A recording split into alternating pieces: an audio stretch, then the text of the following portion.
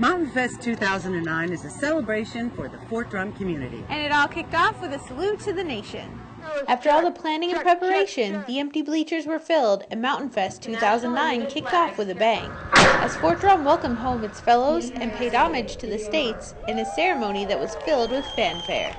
Ladies and gentlemen, thanks very much for joining us today to recognize appropriately the 50 states and territories of these United States and to celebrate the freedom and liberty that the people of the United States enjoy.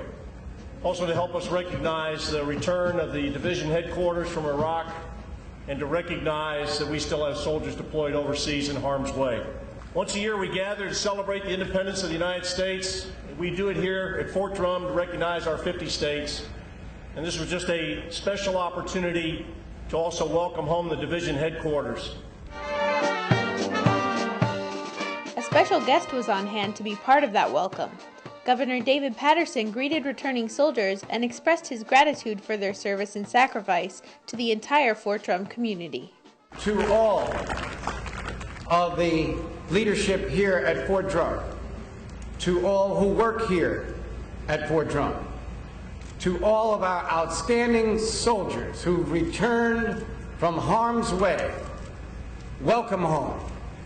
And in memory of those who did not return, who, as President Lincoln said, put their lives on the altar of freedom, in their memory, and to all of you who have served in the military, who came here today to honor them all, and to all of you like me, who are just citizens of this state who came here to pay homage to their great service. Thank you. Soldiers and family weren't the only faces to be found in the crowd. The ceremony allowed members of the surrounding communities a special chance to show their support to Fort Drum and its families. When children are born, they aren't born on the base, they're born right in the community. Many of those who work here work and live right in the community. As Fort Drum expands to 1,800 service personnel and many employees from the area, we don't see our soldiers as being distant. We see them as our neighbors, and we are so glad to have them back today.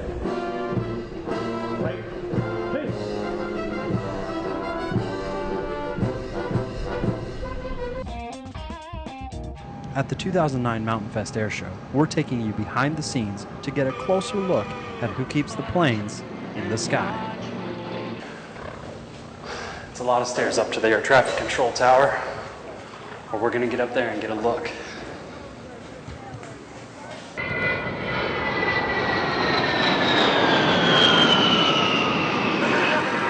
Along with providing a great view, the air traffic control tower provides Wheeler Sac Army Airfield with airspace control.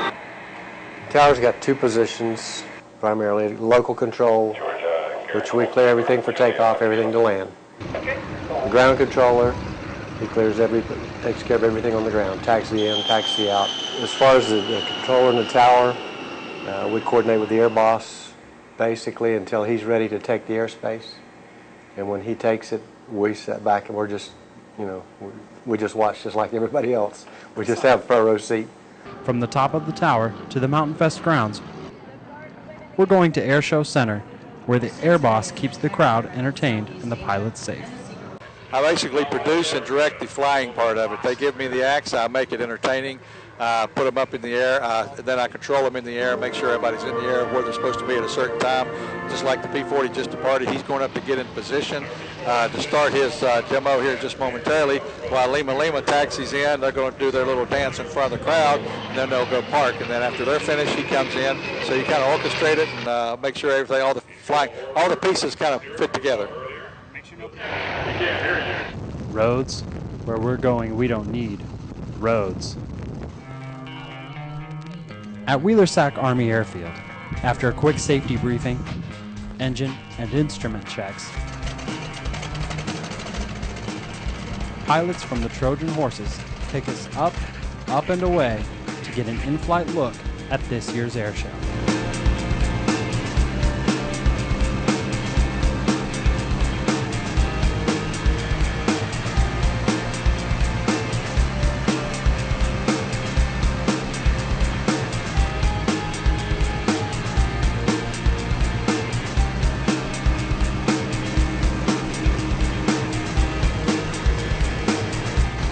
we'd been flying some other aircraft that had some issues with the wing spar, and so I canvassed the area and find out what would be a good air show airplane. There were other people flying T-34s, such as Lima Lima, that are here today. A lot of folks were flying the T-6, but no one had a T-28 demo team at the time. So I purchased an aircraft and we formed the Trojan Horseman. It's named after its namesake, North American Trojan T-28 designation. It was used by both the Air Force and the Navy as a trainer, and then later as ground attack and close air support in Southeast Asia, Laos, Cambodia, Vietnam.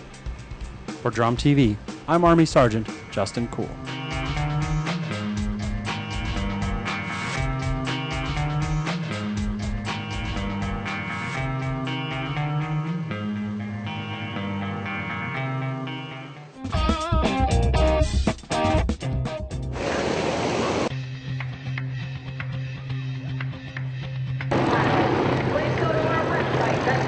Vehicle desert racing. So he definitely gets a lot of things done. Describe what you're doing right now, Dan, as you come in through your landing approach.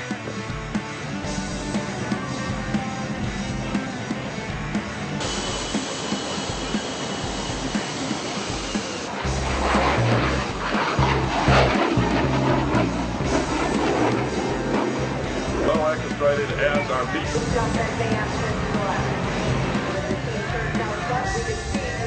Stop before it starts to stall. He pushes forward and flies out of the maneuver. When he flies commercially. Dan Storing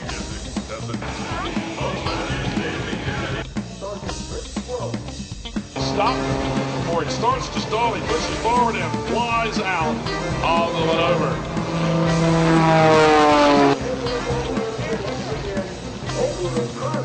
The maneuver, the Cardiac Express. The pilot has reported that he shut up. This is all over.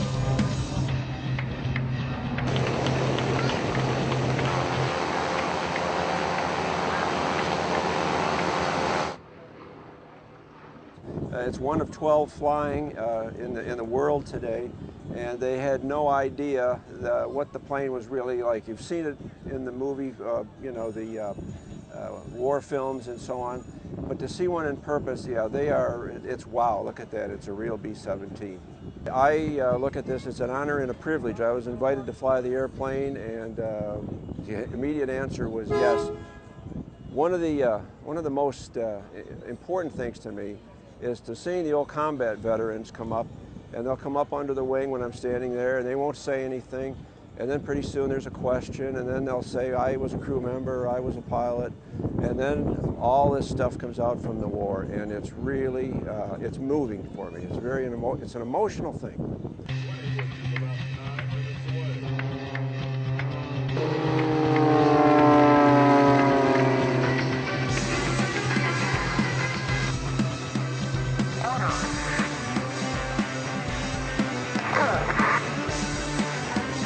You'll see a lot of rudder action on these small aircraft.